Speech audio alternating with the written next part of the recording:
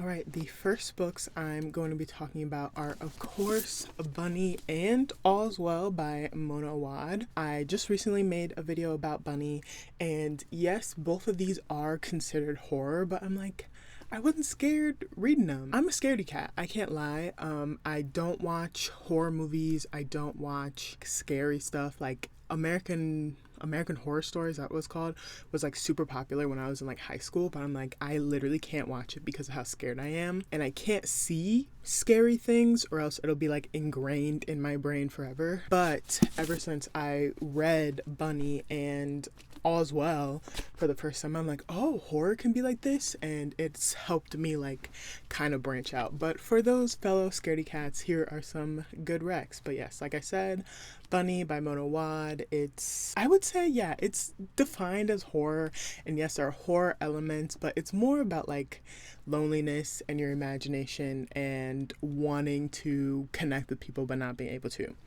All's Well, on the other hand, this one isn't as liked as Bunny, but I like it a lot. I've only read it once, and I'm gonna reread it pretty soon. It's essentially this woman, she's a college theater director, and she wants to put on the production of All's Well by Shakespeare, but her cast and crew wants to do Hamlet, and she's like, everyone always wants to do Hamlet. For me, I would define it as a story about seemingly like she's struggling in the beginning, but ultimately in the end, she ends up getting what she wants. I'm not a huge Shakespeare stan, so I don't know a whole lot about Shakespeare, but I'm pretty sure, do they want to do Macbeth? Oh, they want to do Macbeth, not Hamlet, excuse me. They want to put on Macbeth, but I believe like the main character, she runs into these like three men who like say they'll give her what she wants, and I don't know if that's from like Hamlet or that's from Macbeth, but I know they're like three witches, the toil and trouble or whatever. Yeah, I really liked All's Well, and it is kind of crazy, and she kind of descends into madness. Mona Awad's most potent, subversive novel yet. But yes, I really liked it. I really like Bunny, and if you want, yes, like spooky vibes, but you're not scared, would highly recommend. The next book I'm going to be recommending is a favorite, This Thing Between Us by Gus Marino. I love this book so much. I have only a few tags, but I've read it multiple times, and the ending always makes you cry. This is a story about a man and his wife who get this like essentially Alexa in this universe, but it's haunted. Like their apartment is really creepy, and the Alexa keeps ordering things and that stuff that they didn't buy or they didn't order. There's more like paranormal activity that's happening and that keeps happening until one day the alarm doesn't go off and his wife is late for work, and unfortunately due to her being late, she ends up, I don't know if it would be deemed an accident, but she gets pushed on the subway stairs and she falls and hits her head and then is pretty much in a coma, and she ends up dying. And the rest of the story is just him dealing with his grief, but also there's this ominous thing following him. It's like a story of like generational curses and generational trauma, as well as grief and confronting or trying to run away from those things, and having to end up confronting all of that. This book is so good. It doesn't start off scary in my opinion, but it does. It ends up getting really creepy. There's one scene in particular that like the imagery of it is like so in my head, and yeah, it's like kind of trippy. Like it starts seemingly kind of just like a paranormal activity vibe, but then it like completely goes off the rails a bit, and I've never even read anything like it. And yeah, just like the ominous like vibe over the entire book is very well done. The writing is amazing, the pacing is amazing. I love the main character Thygo. He's a really good character, and yeah, this is such a good book, and yeah, great for spooky season. But yes, if you have a hard time with like topics of grief and like someone an immediate family member dying, then I would not recommend this book. But if you want to try something different, when I first picked it up, I was kind of apprehensive, but it really has become one of my favorite books of all time, so highly recommend. The next series I'm recommending is the Monstrumologist series by Rick Yancey. We have the first book, The Monstrumologist, the second book, The Curse of the Word I'm not going to say, and I will get into that, The Isle of Blood, and The Final Descent. If I had to rank these, it would be the Monstrumologist one, the last one next, The Isle of Blood, and then The Curse of the thing I'm not going to say. The Monstrumologist is in the perspective of the journals of our main character, Will Henry, who is the very young assistant to the notorious Dr. Pellinore Warthrop, who is a monstrumologist, essentially a monster hunter. I believe he's 12 years old at the beginning of this.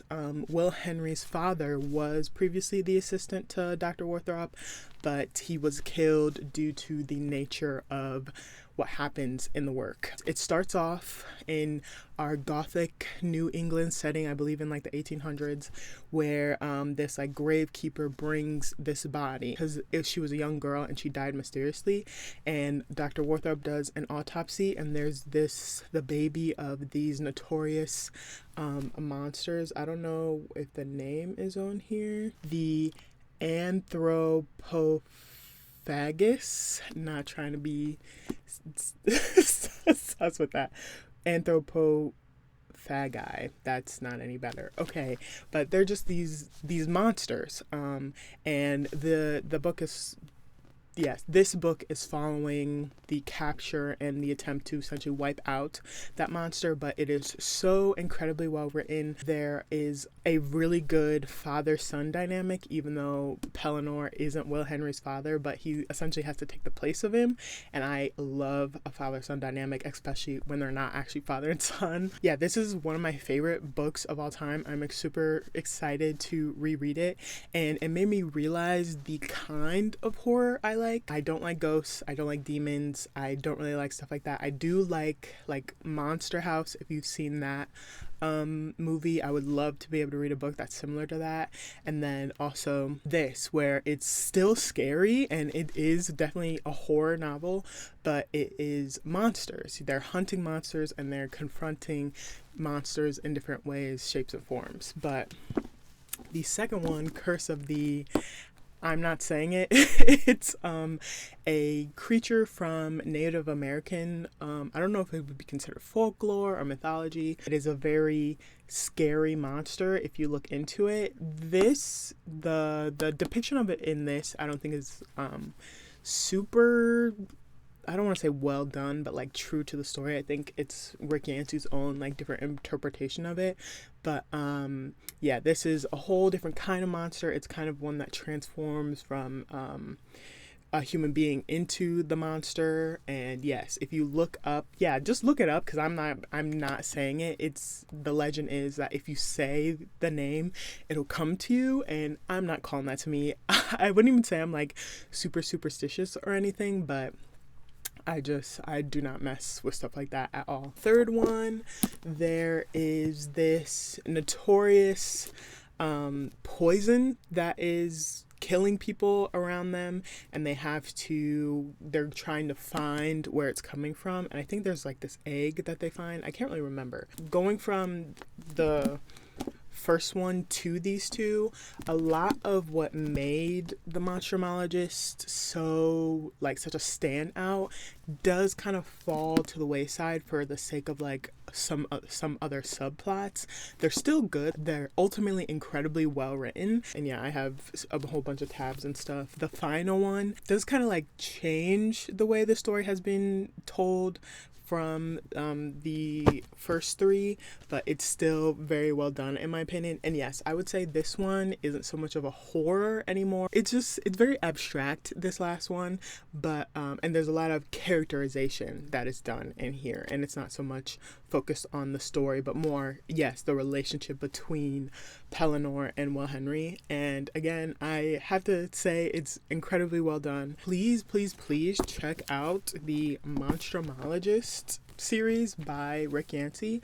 I don't see a lot of people talking about them, but it would be really cool if more people started reading these, and especially in the spooky season. The vibe is just great. It's just dark and gloomy the whole time. Pellinor is like kind of crazy, but he's also like super smart and like really passionate about what he does, and it's really well done, from it being told through the perspective of Will Henry, who's a young kid at the time, and how at the beginning he starts very scared, but as the books go on, it just becomes like more matter of fact, and like the horror of the situation, Will Henry still acknowledges it, but he's kind of like distanced from it, obviously, as a young kid having to witness all these horrific things, but it is very, very good. Next, I would recommend The Only Good Indians by Stephen Graham Jones. This book is a trip to read for sure. Again, I read this in my trying to like branch out in reading more horror, and it was a really good one in my opinion. It is the story of these 4 friends who all live on the same reservation, and they go hunting on I believe it's like the elder ground or just sacred ground, which they shouldn't during the time of the year that they did. And they end up killing a very young, I believe it's elk, who was carrying a baby at the time. And they're like, oh, she was like way too young to do it. And they end up killing her. But she ends up coming back to get her reckoning, and like the title, The Only Good Indians Are Dead Ones, and it's just how their past in more ways than one is coming back to reap what they have sown. This book is definitely probably one of the more gory books I've ever read. It's there's just one particular scene that sticks in my head where one of the characters, I'm like, he's not about to do what I think he's gonna do, and he did, and I was like, oh my goodness, this is the kind of book I'm reading. And then it just gets more and more violent as it goes on, and even the first chapter is rough to read, genuinely. So it's very well done. The writing's really good. I want to reread it. I want to get it from the library or maybe even buy it and reread it. But yes, I would highly recommend The Only Good Indians. And I know Stephen Graham Jones writes a lot of horror. This is the only one I've written by him. I know a lot of people like My Heart is a Chainsaw. I've tried to read it, but it just wasn't getting my attention, but I know I'll be able to get to it eventually. Next, and the final one, because I don't read a lot of horror, I'm trying to read more, but just for this video, these are the ideas that came to me. But the last one is the Unbecoming of Mara Dyer trilogy. These are they used to be some of my favorite books. It's been a while since I've read them. It is about Mara, who she ends up in this really bad accident with her friends where an abandoned building collapsed on all of them, and she's the only one to survive. And she's an incredibly unreliable narrator. She's losing her mind as the story goes on, and she doesn't know what's true and what's not. And she may or may not have the power to imagine someone getting murdered and then them dying in that exact same way. But is it true? Is that actually happening? Who knows? I reread Mara Dyer, and it wasn't as good as I remember, but it's still quality, and I'm literally about to reread the entire trilogy. But from what I remember, as the books go on, they do kind of slow down, but it gets like crazier and crazier and crazier, and there's this whole like overarching plot that's happening, or underarching, like through the whole story. It's like, oh my gosh. But yeah, not only does Mara get crazier and crazier, but the books for sure get crazier and crazier and crazier. And yeah, it's not too scary. Again, there aren't like ghosts and there aren't demons and all these things, but it's very psychological. It's a psychological horror. I would highly recommend these. And then how I got the idea to make this video in the first place were different short stories I read. I just found these like audiobooks of like classic tales of horror, and these are what helped me realize like this is the kind of horror I like. I don't like ghosts, I don't like monsters, or I don't like demons, but just like things that aren't necessarily scary but are turned into it, and I'm like, I really like that. So the first short story I'm going to be talking about is The Signal Man by Charles Dickens. It is the story of a man who, he's just like walking, I guess, and he sees like obviously a railway, and the signal man, the man who just signals that the train is coming. Charles Dickens was alive during the time when like train transportation was like building some more, or was becoming like more prominent in England, and I think he was involved in a train accident, so that's where the inspiration of the story came from. But essentially, he calls to the signal man. He's like, hello, below there. And the signal man is like freaked out because he keeps seeing this apparition that's telling him like, hello, below there, watch out. And it's really freaking him out. But it's just the story of the signal man telling the narrator his experiences and then what happens following. But yes, it's very well written, it's very well done, and super freaking creepy. But I would highly recommend that short story. That it's what got me introduced into Charles Dickens and made me want to read more of his stuff. The next is The Monkey Paw by W.W. Jacobs. This is a story about an older couple and their son who live together and are visited by this like lieutenant sergeant who is holding, or who has, a monkey paw. And with this monkey paw you can make a wish, but there is a high cost to the wish, and that is what the lieutenant tries to warn them in. He tries to burn it in the fire, but they take it out, and the son tells the father to wish for 200 pounds, and he does, and he ends up getting those 200 pounds, but not in the way that he would have ever wanted. I would say this is another story about like grief, and yes, being careful what you wish for, because I don't want to spoil it, how they get the first wish, how it affects the second wish,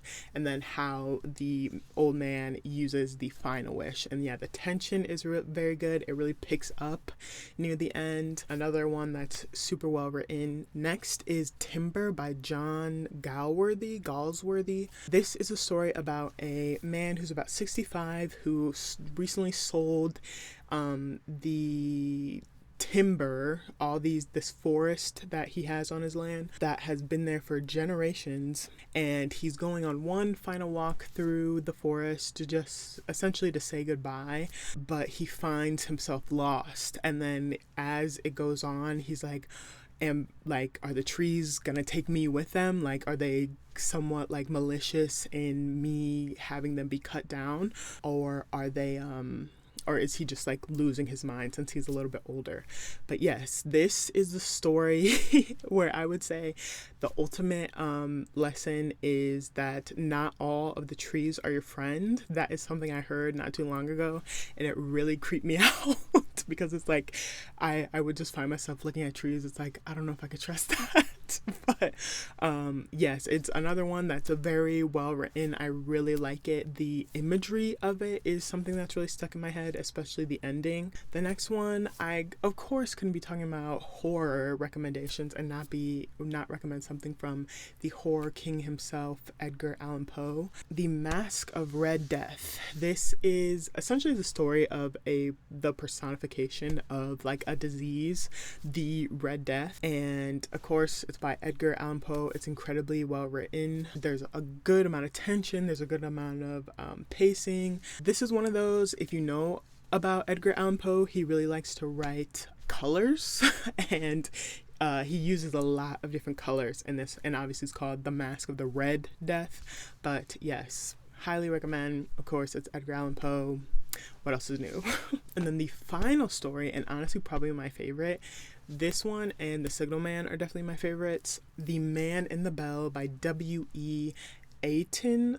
I don't know how to say his last name. This is the story about a man who works with is a bell ringer, and he goes up into the bell to remove something that was muffling it for a funeral procession or something, and his coworker is called away, and then another person comes and starts ringing the bell not knowing that he's up there, so he gets stuck under the bell as it's swinging, and it's right above him, and he pretty much starts losing his mind. which, yeah, it's like this huge metal thing that could kill him at any moment if he moves too much, and it's ringing and the vibration going through him. And oh my goodness. At the beginning of the story, he makes a comment of like, ever since that event happened, he can't hear a bell without like being triggered. And ever since reading it, I couldn't hear a bell without like getting a little chill and thinking like, oh, how like horrific it would be to be stuck under a bell. It's a prime example of something you wouldn't think is necessarily scary, but like actually being put in the perspective of someone who like had been through something like that. It's absolutely terrifying. But yeah, no ghosts, no demons, nothing like that. Sorry if you can hear the vacuuming going on. Yeah, these are just some of the spooky wrecks I have. Mostly this was a video for me to be able to talk about The Monstrumologist. I love that series so much, and I would love if more people read it. I definitely feel like it's a super underrated horror series that isn't talked about a lot. But yes, if you have any horror recommendations just from the ones I talked about here and you think I would like, please let me know. I would love to read more of them. But yes, thank you so much for watching. If you want to see more of me and hear how good of a singer I am, you can check out my music channel and original music all under the name of Shy Fighter. Like if you want to like, subscribe if you want to subscribe. I don't know, do whatever you would like to do. Thank you so much again for watching, and I will see you when I see you. Farewell.